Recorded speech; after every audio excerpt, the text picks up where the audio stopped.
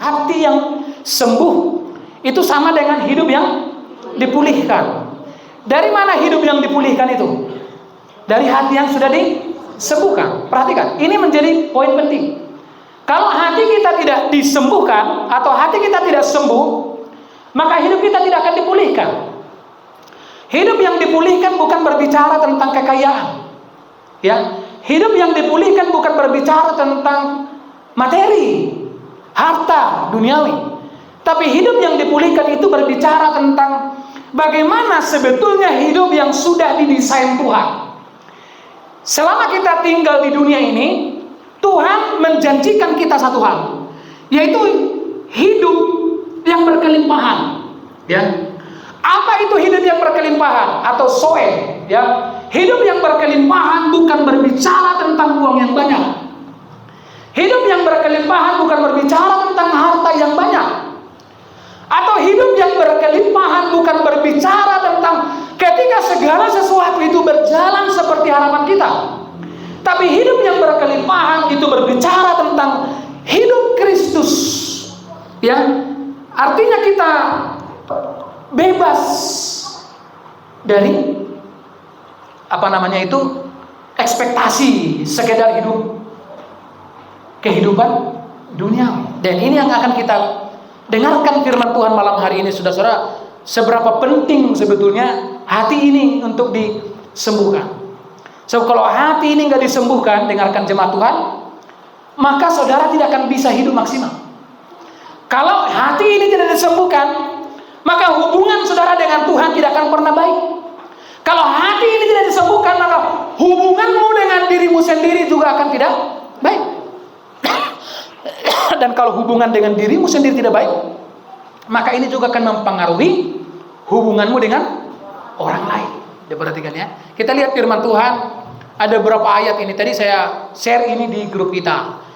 Ini sudah sering saya bawakan, saudara-saudara.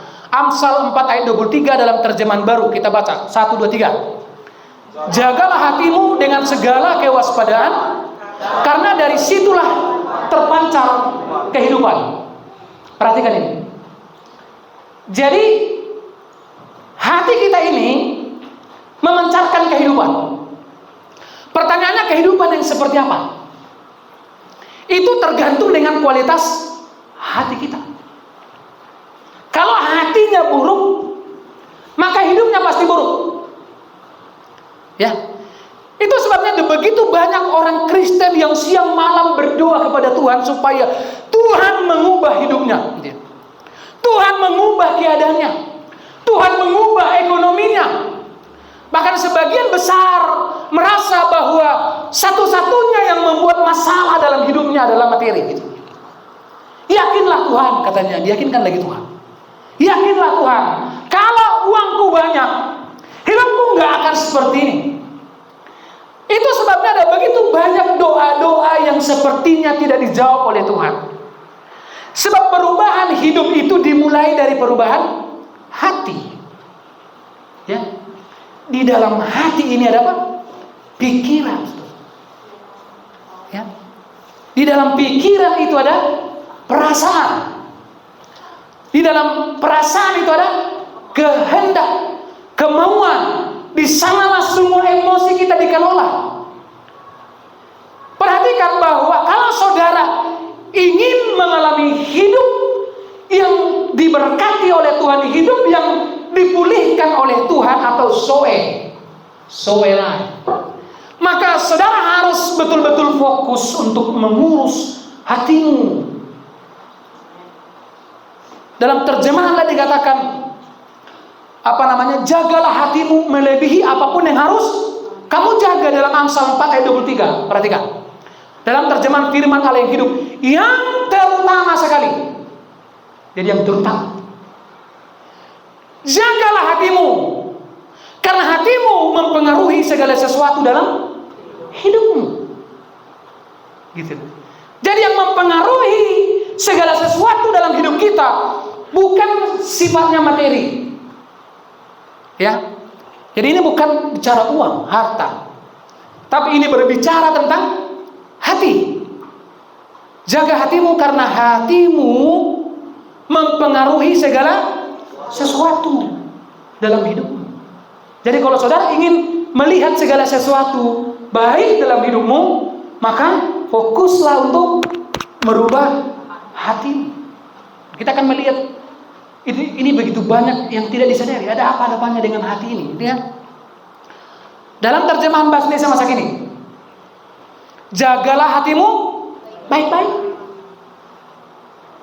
Ya. Mungkin kita selama ini merasa, wah, aku sudah menjaga hatiku dengan baik-baik. Dia aja yang nggak menjaga, gitu kan? Apa bukti kalau engkau sudah berhasil menjaga hatimu dengan baik-baik? Maka hatimu akan selalu, pikiranmu akan selalu tenang, damai sejahtera, walaupun orang lain berbuat tidak baik. Ini yang seringkali keliru, saudara-saudara, bahwa hati kita ditentukan oleh hati orang lain. Itu makanya banyak orang Kristen yang stres. Bahkan dalam gereja pun banyak yang tak cakapan gitu, antara satu dengan lain. Karena orang lain gagal menjaga hati. Ingat, menjaga hatimu urusan siapa? Kalau kau mampu bisa menjaga hatimu dengan baik-baik, perhatikan. Sebab hatimu menentukan jalan hidupmu. Jadi hari ini kalau saudara sedang sampai di tujuan yang salah, itu artinya saudara sedang berjalan di jalan yang salah. Dan jalan yang salah itu ditentukan oleh hati yang salah. Ini selalu salah paham, gitu ya. Perhatikan. Kalau saudara ingin sampai di tujuan yang benar, maka saudara harus belajar berjalan di jalan yang benar. Dan jalan yang benar hanya bisa dilihat oleh hati yang benar. Amsal dalam terjemahan versi mudah dibaca, di atas segala-galanya. Jadi penekanannya selalu prioritas. Hati-hatilah terhadap yang kau pikirkan. Ya. Karena pikiranmu itu mengendalikan hidupmu. Nah, dengarkan baik-baik, bahwa di dalam pengkhotbah mengatakan bahwa Tuhan memberikan kekekalan dalam diri manusia. Apa itu kekekalan? Itu yang bersifat rohani, sempurna. Itu makanya dengarkan ya, tuntutan hati itu adalah sempurna. Betul enggak? Coba perhatikan ke sini, saudara. Tuntutan hati adalah sempurna. Karena hati itu tidak ada di dalam ruang jasmania. Makanya tadi ada pertanyaan, saya lihat, yang mana yang benar? Roh itu kan meliputi kesadaran. Itu makanya ketika Allah menghembuskan nafas melalui hidung Adam yang tadinya masih patung dari tanah, maka dia mulai memiliki kesadaran. Jadi alam sadar manusia ini itu jauh lebih besar dari jasadnya. Jadi ada pertanyaan begini. Ini saya buat di sini. Apakah roh manusia itu ada di dalam? Ini bagus ya. Apakah roh manusia itu ada di dalam tubuh manusia? Ya. Jadi ini tubuh manusia. Katakanlah ini tubuh manusia. Gitu ya. Nampak ya di sana ya? Nampak ya? Apakah roh itu ada di sini? Ini roh. Ini tubuh ya. Mana yang benar? Atau manusia itu ada di dalam roh. Ini manusia. Manusia atau tubuh. Dia ada di dalam roh yang tidak terbatas. Jadi perhatikan hati ini, saudara-saudara. Saya nggak pintar menggambar ya. Ini miskin kali kita ini. Kalau nggak salah ini sudah usianya sudah 12 tahun. Ini 17 tahun. Lihat, ini hati. Sama. Ada lagi? Ini perhatikan ya. Ini kita lihat di sana ya. Kenapa manusia ini perlu menjaga hatinya? Ini kan sesudah manusia berdosa. Jadi sebelum Adam jatuh dalam dosa, belum ada firman ini. Kenapa? Karena waktu itu manusia ada dalam kesempurnaan. Hati manusia waktu itu Adam yang pertama itu ada dalam kesempurnaan. Perhatikan. Ini hati ini tuntutannya saudara adalah sempurna. Dia menuntut semua harus sempurna. Kalau tidak sempurna, perhatikan. Jadi semua persoalan dimulai dari situ. Kalau dia tidak melihat, tidak menerima yang sempurna, maka dia akan menjadi rusak.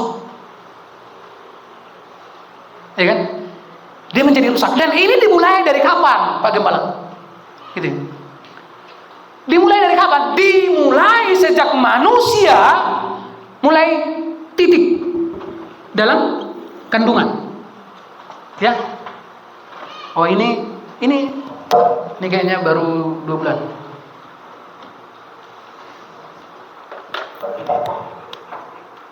Jadi mulai titik. Jadi mulai kita titik di dalam kandungan, mulai ada tanda titik ini. Oh, udah hamil gitu ya, ada titik. Maka dimulailah dari sini. Makanya selalu saya katakan bahwa manusia pembentukan organ yang paling pertama dibentuk ketika manusia dikandung itu adalah otak, pikiran. Ya. Maka dimulai dari sini. Jadi dia sudah punya hati sebetulnya. Itu makanya Raja Daud mengatakan, sesungguhnya sejak dalam kandungan aku sudah dikandung dalam kejahatan atau dikandung dalam dosa. Dalam dosa. Itu makanya dengarkan baik-baik. Karena manusia tidak lagi sempurna, maka otomatis dia rusak. Hatinya menjadi rusak. Itu yang kita kenal dengan namanya luka batin. Jadi kalau ditanya misalnya malam ini, apakah semua yang hadir di sini punya luka batin? Punya luka batin. Loh, aku merasa nggak punya luka batin, gitu ya. Ada orang yang merasa tidak punya luka batin. Itu makanya selalu saya katakan bahwa orang yang tidak merasa bahwa dia sedang sakit, maka ini yang paling susah disembuhkan. Kalau saudara masih punya kesadaran bahwa saudara sakit, itu masih normal. Tapi kalau dia merasa hanya orang lain aja yang perlu berubah, aku nggak perlu berubah, gitu ya. Maka itu justru pertanda bahwa luka hatinya sangat parah. Nah, cuma pertanyaannya begini sekarang. Tingkat luka hati atau yang disebut luka batin ini, tingkat luka batin ini berbeda parahnya. Sebagian mungkin di antara kita yang hadir malam ini sudah masuk kategori parah. Kalau misalnya istilah cancer, ada yang stadium awal, stadium 2, ada yang stadium 3 yang terakhir. Stadium 4 ya? Stadium akhir, stadium 4. Jadi saudara bisa mendiagnosa tingkat luka batinmu itu masuk stadium berapa. Itu bisa saudara rasakan dari reaksi, sikap, tindakan hidupmu. Karena kalau ini saudara-saudara sudah luka, perhatikan, maka luka ini semua karena hati ini katakan tadi adalah memancarkan apa? Kehidupan. Jadi hidup kita sangat tergantung dengan hati ini. Ya, karena hati ini mempengaruhi mata. Perhatikan ya. Hati ini mempengaruhi mata. Dia mempengaruhi apa lagi? Telinga. Ini mempengaruhi 5 apa ini? Panca indera kita. Ini mempengaruhi 5 panca. Dan hati ini juga mempengaruhi apa? Sikap dan apa lagi nih? Ini mempengaruhi semua, saudara. Hati ini mempengaruhi semuanya itu. Jadi kalau hati ini sudah rusak, saudara, ini tergantung kerusakannya, maka ini akan mempengaruhi semua ini menjadi rusak. Contoh, kenapa ya ada seseorang yang paling nggak bisa melihat kekurangan orang? Ada nggak pernah saudara lihat begitu? Ada? Hah? Mana pernah lihat? Seringkali kan kita selalu suka melihat orang. Ini seringkali kita ngalamin ini. Kita paling nggak bisa. Kenapa ya? Coba. Kenapa? Manusia itu kan itu adalah sifat natural gitu. Kenapa ada orang yang nggak suka lihat kekurangan gitu? Apakah itu salah? Tidak. Itu normal. Kenapa? Karena memang hati ini selalu menuntut apa? Sempurna. Itu makanya ketika hati ini tidak mendapatkan ini semua, maka dia menjadi apa? Rusak. Broken. Kalau dalam bahasa Inggris dikatakan hati yang hancur. Broken heart. Itu dalam bahasa Inggris. Perhatikan ya. Ini luka hati, penyebab luka batin. Apa penyebabnya, saudara? Menurut pandangan Alkitab, itu meliputi tekanan apa? Tekanan hidup. Jadi anak kecil pun dimulai dari kecil, kalau tekanan hidupnya terlalu berat, ini yang membuat luka batin. Apalagi? Trauma. Apalagi? Penolakan. Apalagi? Kehilangan. Apalagi? Pengalaman tidak adil di masa kita kecil, saudara. Ya, yang dapat menyebabkan pandangan yang salah tentang diri sendiri. Contoh, orang yang sering ditolak di masa kecil. Siapa di sini yang pernah, yang mungkin dia ingat atau nggak ingat, yang pernah ingat waktu kecil dia sering kali ditolak bapaknya atau mamanya?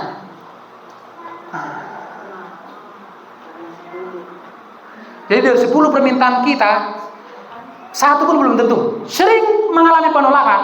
Maka nanti lihat besarnya dia seperti apa. Besarnya nanti dia akan menjadi orang yang sulit menolak orang. Jadi seseorang yang di masa lalu diperlakukan, sering dia mengalami penolakan, maka cenderung nanti dia besar, dia sungkan kali menolak. Itu kan? Nanti kita latihan jam 7 ya, kata. Dia akan, Pak Bos kan gitu. Dia datang jam 9. Sungkan kali dia menolak. Jadi bisa berarti bahwa Pak Bos ini semasa kecilnya sering mengalami penolakan. Itu gimana? Pernah ingat gak itu? Kan coba bayangkan. Misalnya begini.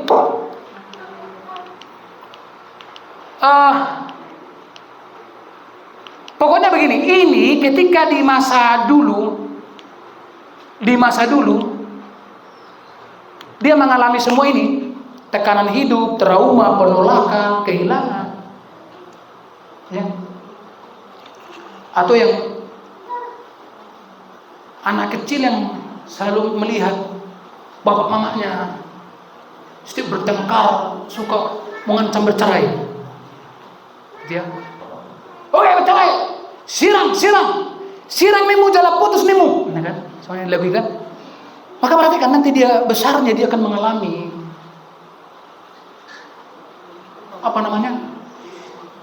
mengalami kehidupan yang enggak mudah. Dia akan menjadi orang yang sulit atau anti pengkhianatan. Dia menjadi orang yang intoleran di masa mendatang. Bayangkan kalau anak-anak gadis ini gitu ya. Sekarang ya, adik siapa ini? Siapa namanya? Si Sela. Coba bayangkan sekarang. Kalau contohnya dia sering lihat misalnya bapak mamanya berantem, dikit-dikit ya udah cerai nggak jadi, nggak masalah, cerai. Nanti di masa mendatang dia menjadi orang yang apa namanya itu, anti pengkhianatan. Padahal kan nggak siapa yang bisa menjamin ke depan nggak akan ada orang yang mengkhianati dia.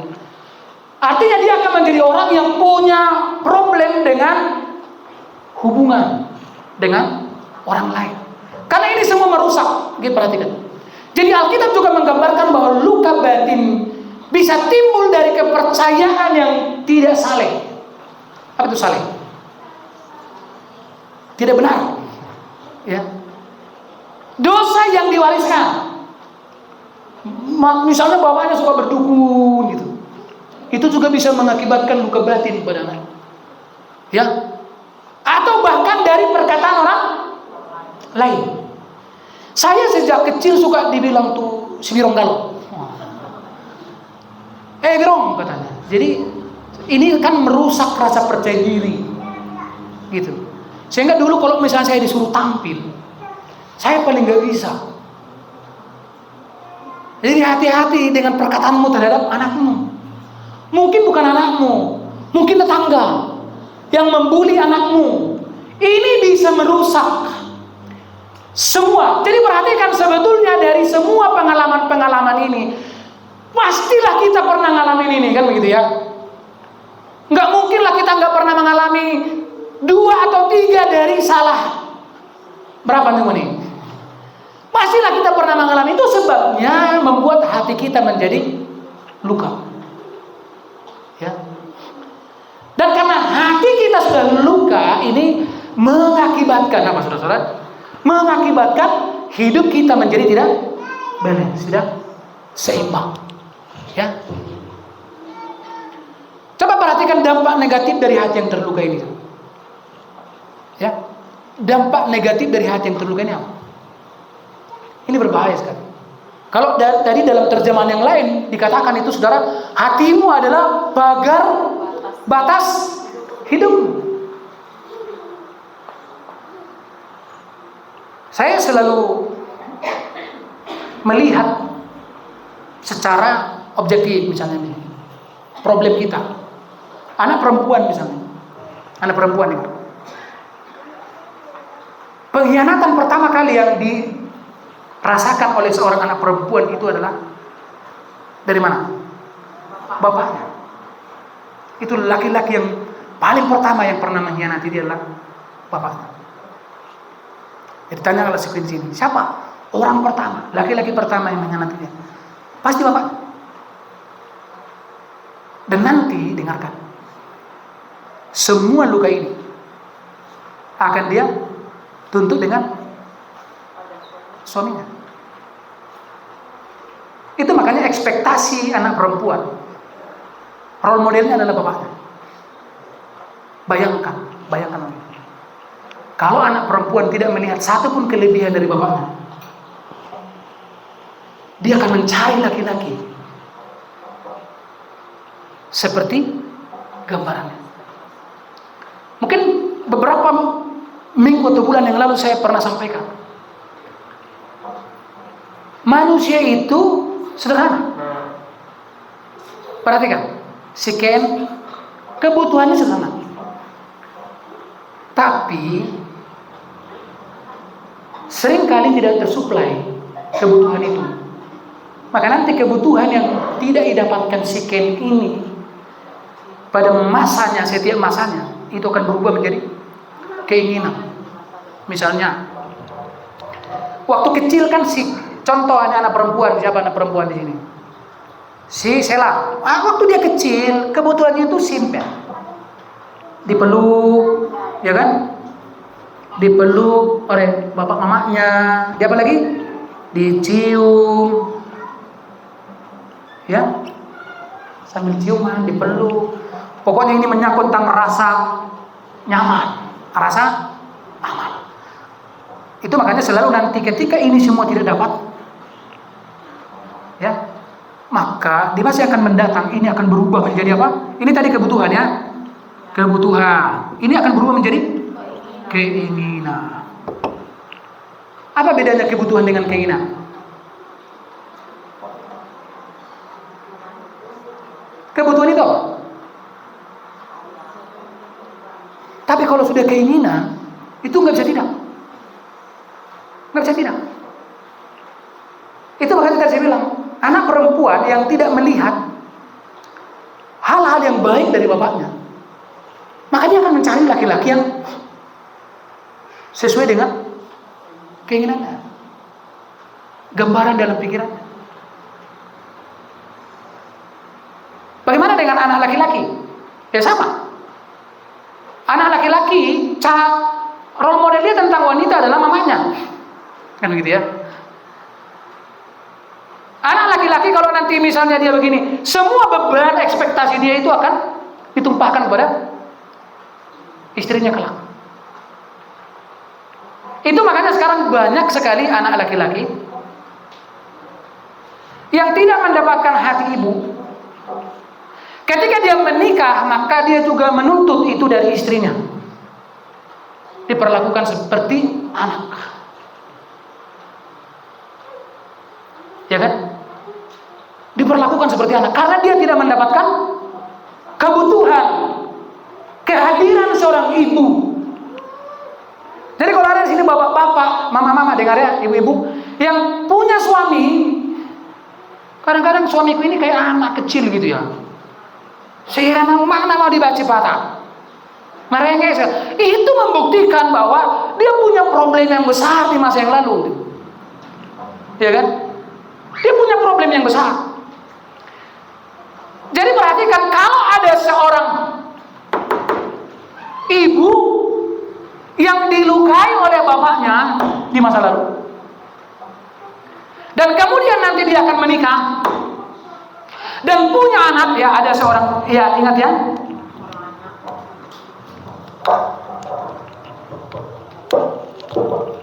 ada ibu di masa lalu dia dikhianati oleh ayahnya, ya kan? Maka dia akan mencari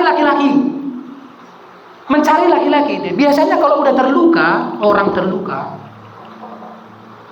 maka dia akan cenderung mencari yang sama. Dia akan cenderung mencari orang yang sama. Itu makanya dia bilang, pasanganmu sekarang, saya sudah berkeluarga, pasanganmu sekarang itu adalah gambaran dari hidup. Ya kan? Jadi wanita yang terluka akan mencari laki-laki yang sama. Pasti. Itu makanya dengar, semakin anak itu semakin dia pulih, kita tidak semakin mengkhawatirkan, ini bisa nggak dirubah, ini agak mendem. Kita nggak semakin mengkhawatirkan tentang jodohnya di masa depan. Kita nggak perlu terlalu khawatir. Karena dipastikan dia akan bisa mendapatkan jodoh yang ideal. Karena seseorang mencari sesuai dengan kualitasnya. Ya kan? Itu makanya kita selalu terjebak nih, para wanita-wanita dengan, kamu kan selalu terjebak dengan figur gitu ya. Usai melihat ada figur kebapaan. Padahal figur-figur ini banyak pada laki-laki yang bangsa. Ya kan? Saya bisa lihat pertama kali laki-laki datang kepada perempuan itu, dia seperti malaikat, serigala berbulu domba. Tapi kalau ini persoalan, maka dikatakan tadi ayat, maka nanti lahirlah anak. Perhatikan, ini yang menjadi problem ya. Ketika lahir anak, maka seorang ibu akan cenderung memagari anaknya dengan apa? Dengan luka yang sama. Ini kan ini mata rantai. Dia akan memagari anaknya dengan luka. Semuanya ini bungkusnya adalah kasih sayang. Ketika ibu terluka, dia akan memagari semua anaknya itu, semua aktivitasnya akan dipagari dengan luka semua. Walaupun katanya ini adalah kasih sayang, semua didorong oleh karena luka. Itu makanya disinilah semua kemarahan ditumpahkan kepada anak. Walaupun katanya alasannya itu karena mama sayang sama kau. Karena mama sayang. Boleh gak marah? Boleh. Alkitab mengatakan satu-satunya marah yang dibolehkan adalah marah yang tidak berdosa. Dan ini yang seringkali sulit kita lakukan. Bisa gak marah tidak berdosa? Bisa. Gimana caranya Pak Gembala marah dengan dengan cara tidak berdosa. Ya, bagaimana caranya kita? Bisa nggak kita marah tidak berdosa? Bisa.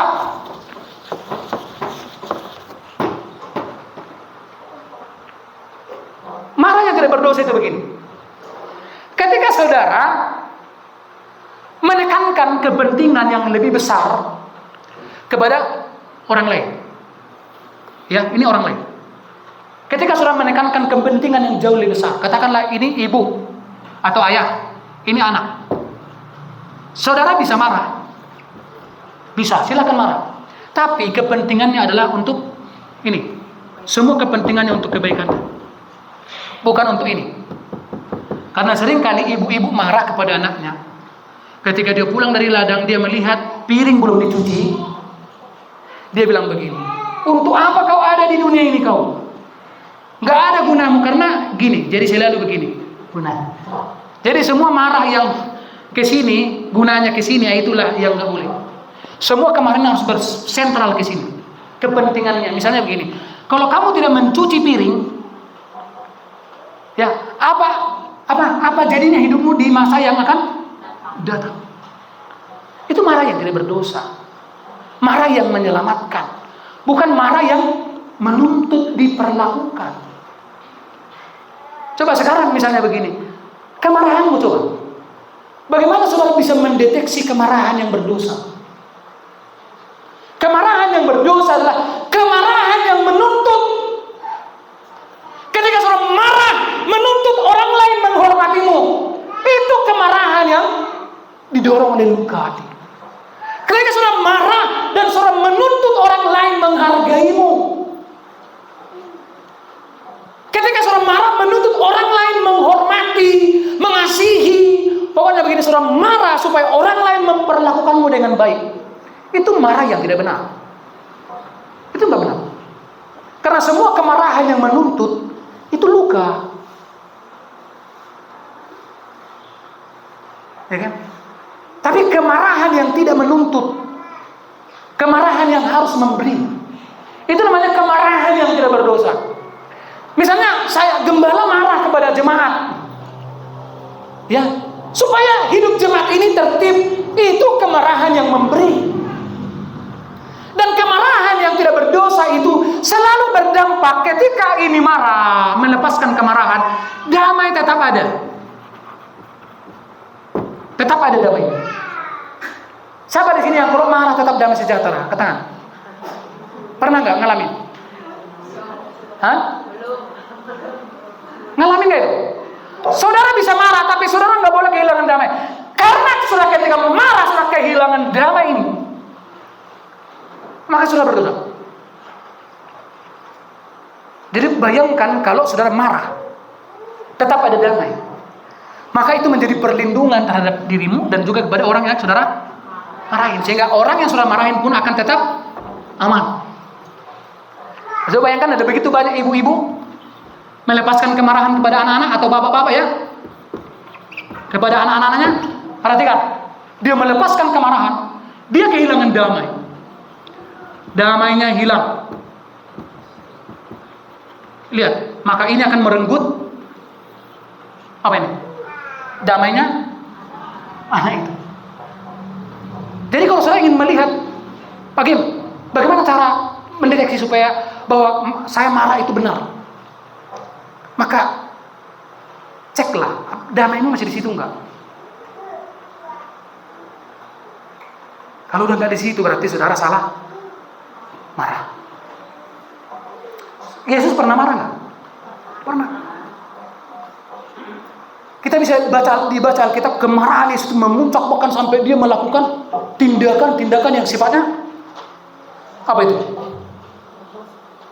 Merusak gitu. Tapi apakah Yesus berdosa? Tidak.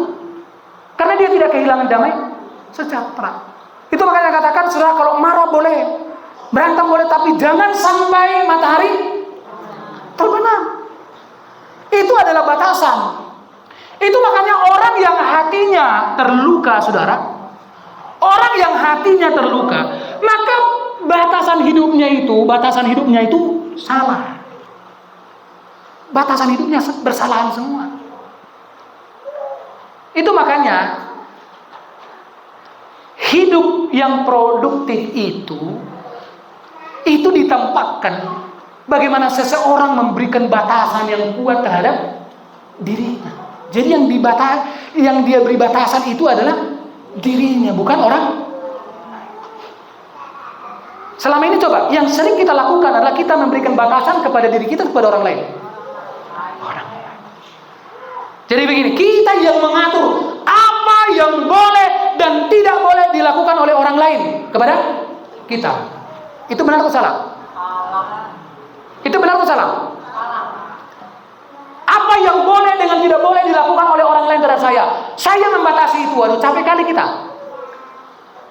Karena kita akan melihat orang yang tidak akan pernah menghargai batasan. Ya, saudara buat batasan sebatas-batasnya, orang nggak akan menghargai itu. Maka yang benar adalah saudara harus berkata kepada dirimu apa yang boleh dengan tidak boleh. Reaksi apa yang boleh dengan tidak boleh, begitu. Sikap seperti apa yang boleh dengan tidak boleh. Contoh, saya nggak boleh membenci, gitu. Berikan batasan yang kuat terhadap diri. Tapi apakah ini bisa kepada orang yang hatinya broken? Gak akan mungkin. Apakah ini bisa? Batasan ini bisa. Contoh, seseorang mengatakan, "Hai hatiku, kamu gak boleh marah lebih dari 12 jam." Apa itu bisa? Bisa, tergantung kualitas hatimu. Kalau hati seseorang ini broken, luka, ini sulit. Karena orang yang hatinya luka, batasannya rapuh. Dia akan bermasalah soal konsisten dan komitmen. Itu makanya semua harus dimulai dari hati. Kalau hidupmu ingin dipulihkan, maka harus fokus kepada hati. Perhatikan ini, saudara. Dampak negatif dari hati yang terluka. Yeremia 17 ayat 9. Baca, 1, 2, 3. Betapa liciknya hati, lebih licik daripada segala sesuatu. Hatinya sudah membakar. Siapakah yang dapat? Jadi apa dampak negatif dari hati yang terluka? Menjadi racun bagi jiwa. Jadi orang yang luka batin itu racun. Dan orang yang luka batin cenderung akan meracuni. Maka sekarang kan tiba-tiba bapak-bapak, ibu-ibu mulai bingung. Dia mulai kebingungan melihat anaknya, kok nggak pernah kuajari seperti ini, kenapa bisa seperti itu? Dia mulai melawan. Kan kata-katamu mulai tidak didengarkannya. Kenapa bisa begitu? Karena dia sudah mulai terkontaminasi dengan luka yang sama. Bagaimana kita memperlakukan anak kita, demikianlah dia tumbuh. Dan bagaimana kita tumbuh, begitulah kita memperlakukan pertumbuhan anak kita. Jadi contoh, lihat si Selin ini misalnya, nggak jauh-jauh. Karena pasti akan dilihat dari mentornya. Siapa mentornya? Dan pengalaman dia pertama dengan laki-laki itu siapa? Si Doni, bapaknya. Maksudnya begini, kok seolah-olah berarti apa masih ada harapan, Pak Gembala? Perhatikan ini ya, hati yang terluka itu dapat berubah menjadi apa? Amarah dan kebencian. Saudara suka nggak membenci? Enggak. Tapi faktanya saudara sedang membenci seseorang. Pernah ngalamin ini enggak? Pernah atau sering? Nggak ada. Kita nggak suka benci loh. Kita nggak suka kebencian. Tapi yang kita temukan diri kita, ujung-ujung sudah ada dalam, tiba-tiba kita sudah membenci seseorang. Dan yang paling parah, kita tidak menyadari bahwa kita sudah membenci seseorang, walaupun kita nggak suka. Kenapa bisa begitu? Karena hatinya terluka. Hati yang terluka dapat berubah menjadi amarah dan kebencian, seperti yang terjadi pada Kain. Kain setelah mempersembahkan persembahannya tidak diterima. Coba bayangkan, dengarkan baik. Yang tidak menerima persembahannya siapa? Yang dia bunuh siapa? Sudah nyambung itu. Tapi begitu, orang kalau sudah hatinya terluka, dia akan menjadi seperti seorang tentara yang menembak kemana-mana, ke segala arah. Semua orang bisa kena. Itu makanya sudah pernah lihat gak seseorang yang selalu bercerita tentang keburukan orang lain, dan gak ada sedikit pun orang atau satu orang pun yang pernah benar di matanya. Kalau sudah pernah melihat orang seperti itu sama seperti Kain. Alkitab kan tidak menjelaskan bagaimana Kain dibesarkan, tapi kita hanya tahu bahwa pasca Adam berdosa, Kain ini menjadi buah pertama. Ya kan? Dia menjadi buah pertama. Artinya apa? Bahwa Kain ini sudah dibesarkan dengan luka. Dan akibatnya dia menjadi orang yang terluka. Dan orang yang terluka tidak akan pernah bisa menerima apapun yang gak pas dengan hati. Ya. Beberapa orang kita temukan atau kita lihat mungkin di sekitar kita masuk kategori orang yang gak bisa melihat kekurangan. Saya pernah bertemu dengan orang seperti itu, paling gak bisa melihat kekurangan. Langsung dia kurang. Langsung kurang dia melihat kekurangan. Kenapa bisa begitu? Karena luka batin. Yang kedua, apa lagi dampak negatif dari luka batin? Luka hati. Broken heart, apa itu? Merusak hubungan dengan Tuhan, ya. Perhatikan, hubungan yang rusak dengan Tuhan itu akan mengakibatkan rusaknya hubungan dengan, udah pasti. Kalau saudara sudah rusak hubunganmu dengan Tuhan, hubunganmu dengan dirimu sendiri pun rusak. Dan perhatikan, orang yang hubungannya rusak dengan orang lain, itu pasti seseorang itu rusak hubungannya dengan diri sendiri. Ya, kalau mama si Kris ini rusak hubungannya dengan diri sendiri, dia pasti rusak hubungannya dengan orang lain. Ya. Dan itu dimulai dari hubungan dengan Tuhan, ya. Dendam dan ketidakmampuan memaafkan. Ya. Dendam dan ketidakmampuan memaafkan. Apa ciri-ciri orang yang tidak mampu memaafkan?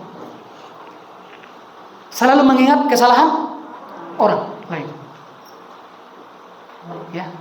Dan biasanya orang seperti ini sangat teliti sekali. Memorinya sangat bagus soal yang kurang-kurang. Nanti dia bisa satu waktu berdiri di sini menjelaskan kekurangan orang begitu rapi. Karena memang otaknya sudah diperkuat untuk menyimpan semua yang kurang-kurang. Dan biasanya semakin terluka hati seseorang, maka ruang penyimpanan dalam pikirannya itu hanya yang kurang-kurang. Dia nggak bisa menerima yang baik-baik, selalu yang kurang-kurang. Jadi itu tergantung dengan kualitas hatinya. Ya. Jadi nanti kesalahan-kesalahan dari 17 tahun, 21 tahun yang lalu pun masih dia terus bisa mengingat. Dan itu bisa terungkit-ungkit. Itu artinya dia belum memberikan ruang maaf. Itu makanya kenapa Yesus mengajarkan doa Bapa kami, ampunilah kesalahan kami seperti kami. Kenapa itu penting?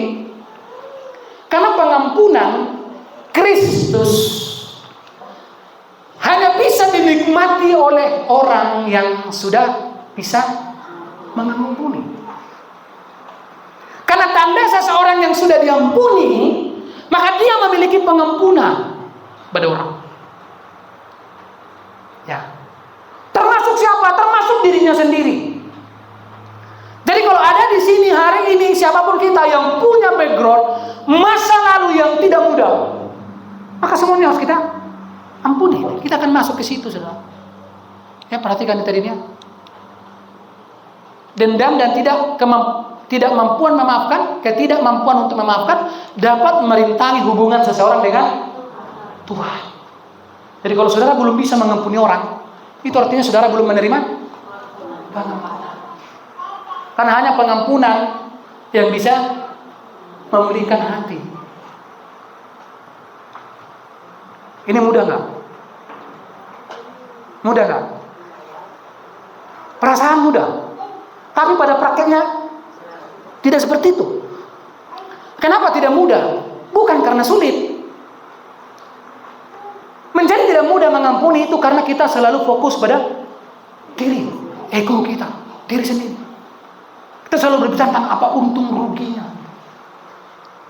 Ya, saya termasuk orang yang punya banyak yang tidak enak tuh di masa lalu. Ya, tapi jujur, saya belajar mengampuni masa lalu saya.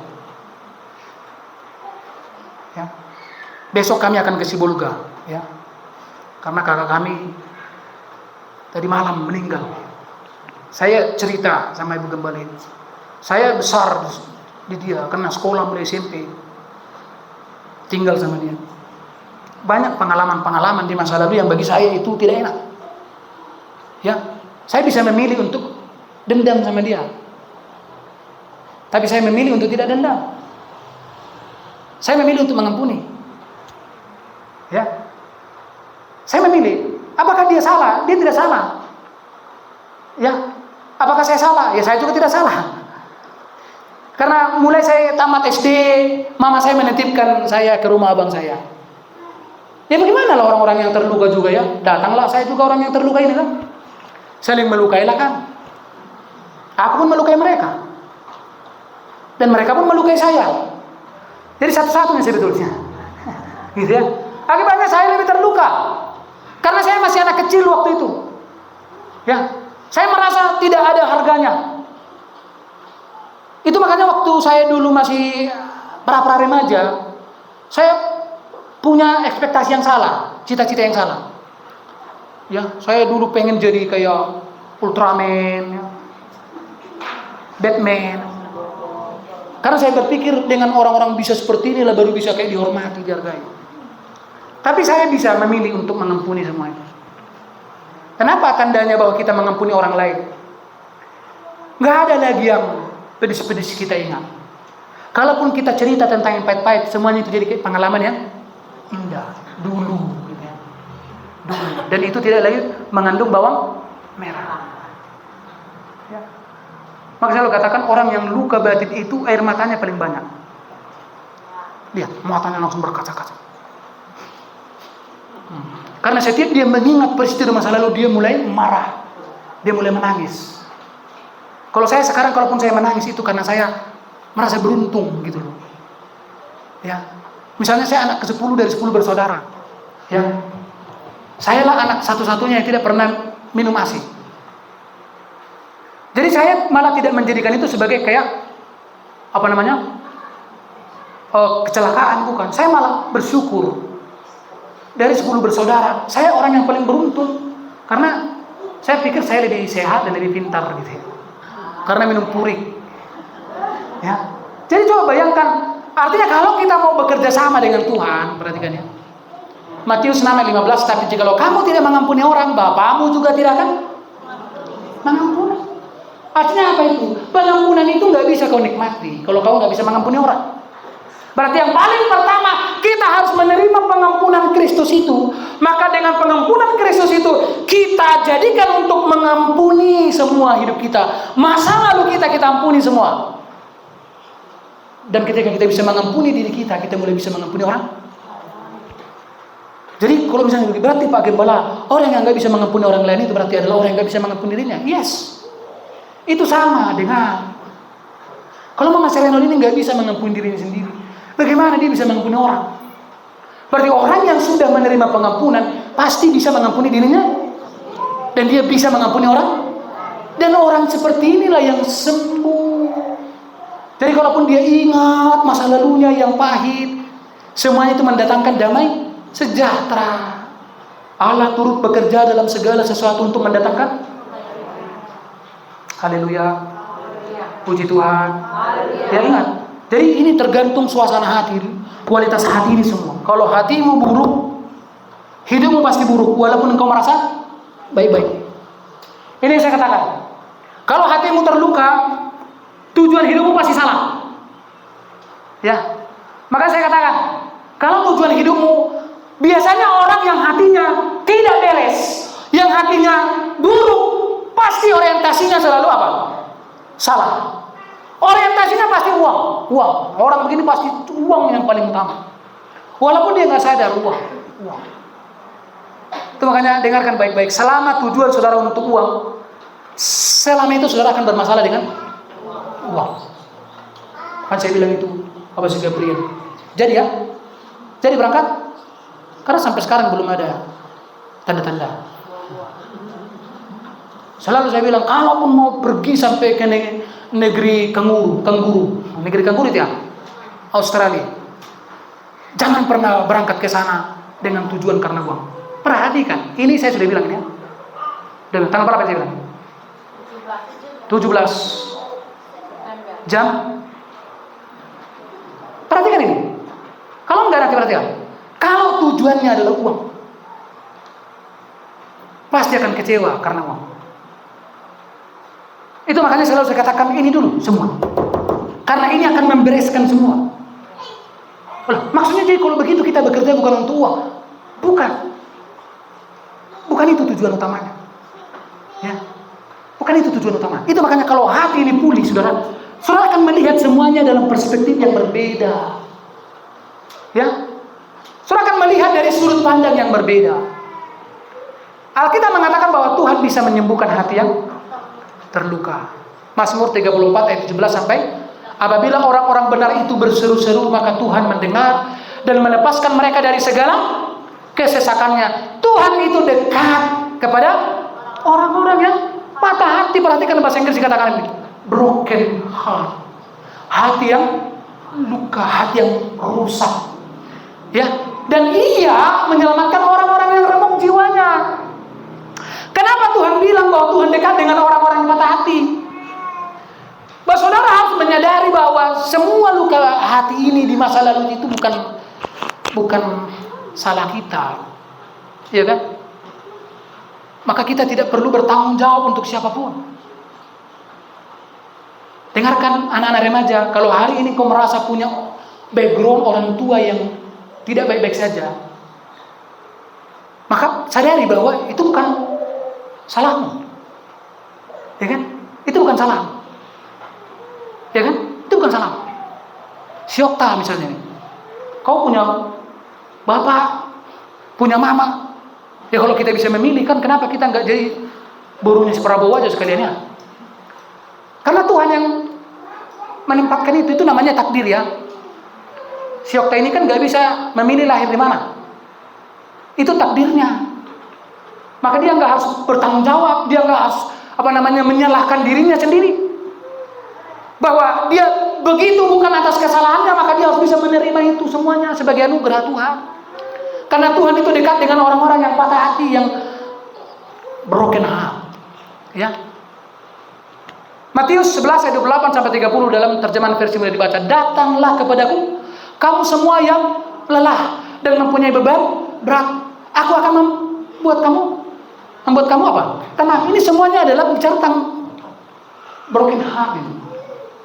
Semua yang lelah hari ini, stres, depresi, itu semua karena apa? Luka hati yang lelah. Betul nggak? Ya, kenapa Pak Prabowo itu nggak lelah-lelah bekerja siang malam? Kita nggak ada pun yang kita kerjakan apa? Stres kita kan? Betul nggak? Nggak ada pekerjaan tapi kita bisa lelah. Kenapa? Karena ini masalah apa? Tekanan batin. Ya, itu makanya Yesus mengundang, datanglah, terimalah pekerjaan yang kuberikan kepadamu. Dan belajarlah apa pekerjaan yang diberikan kepada kita. Saya menemukan cuma ini, saudara. Ibrani 12 ayat 15 kita baca 1, 2, 3. Jagalah supaya jangan ada seorang pun yang menjauhkan diri dari kasih karunia Allah, agar jangan tumbuh akar yang pahit yang menimbulkan kerusuhan dan mencemarkan banyak. Tugas kita cuma ini, saudara. Tetap di dalam kasih karunia Tuhan. Apa itu kasih karunia? Apa perbedaan mendasar kasih karunia dengan hukum Taurat? Ini berhubungan tadi dengan hati ini. Ingat tadi, apa kebutuhan hati? Sempurna. Apa kebutuhan hati? Kalau nggak sempurna, masalah nggak? Masalah. Itu makanya hukum Taurat itu sama. Dia menuntut apa? Semuanya sempurna. Kalau nggak sempurna, diapain? Dihukum. Itu makanya orang yang broken itu suka apa? Menghukum. Dia menghakimi karena orang yang broken heart, yang luka batin, luka hati, dia sifatnya selalu menuntut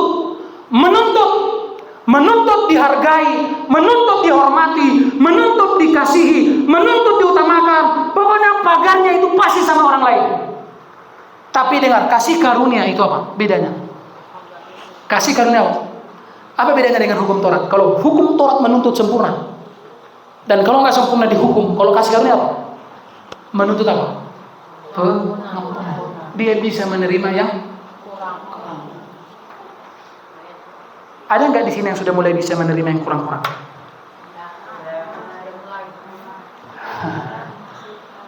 Mana? Orang hukum Tauratnya mana lebih tinggi itu kasih karunia? Taruhlah kasih karunia di hatimu. Jangan. Saya satu kali berkhutbah di perkumpulan hamba Tuhan, dan kemudian saya langsung di counter waktu itu, bukan counter, langsung dijawab. Karena saya bilang begini, Bapak Ibu, kita harus memberikan ruang untuk kesalahan orang lain. Di dalam hatimu berikan ruang untuk kesalahan orang. Langsung ada yang bilang, "Ai jami tadi," katanya. "Ai jami tadi. Salah jami itu," katanya begitu. Saya teruskan berkhutbah. Wah, jami itu saya lihat dia sudah mulai kayak kepanasan. Ini pasti hukum Tauratnya tinggi ini kan gitu. Ini khutbah, masa dia bilang kita harus memberikan, berarti kita mengizinkan orang lain bersalah, kan langsung mendefinisikan begitu. Artinya apa? Kita harus memiliki ruang yang besar dalam hati untuk menerima kelemahan-kelemahan orang, termasuk kelemahan-kelemahan pasangan. Ya kan? Istri harus punya ruang yang besar untuk menerima kelemahan suaminya. Sebesar apa Pak Gem? Sebesar kasih karunia. Karena sebesar apa sudah hidup dalam kasih karunia, itu akan mempengaruhi memori cardmu, ruang hatimu. Dan begitu selesai khutbah, kemudian dia datangi saya. Dia bilang begini, dia bilang begini,